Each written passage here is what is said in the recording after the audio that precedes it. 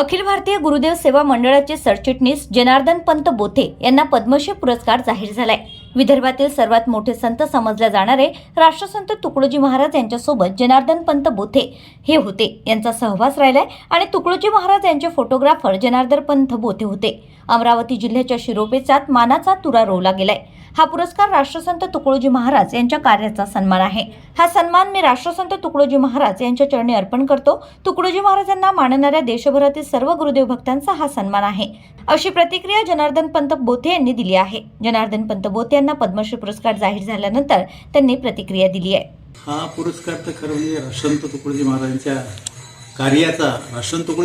कार्याचा हा सन्मान आहे, प्रस्ताव आहे। राष्ट्रसंत तुकडोजी महाराजांचं कार्य देशभरात नाही जगभरात होतं आणि त्या कार्यामध्ये आम्ही सगळे प्रचारक मंडळी जेवढी सेवा मंडळाची होती ती सगळी त्या प्रचारकाच्या हा सगळ्यांचा सन्मान आहे असं मी आजच्या घडीला समजतो।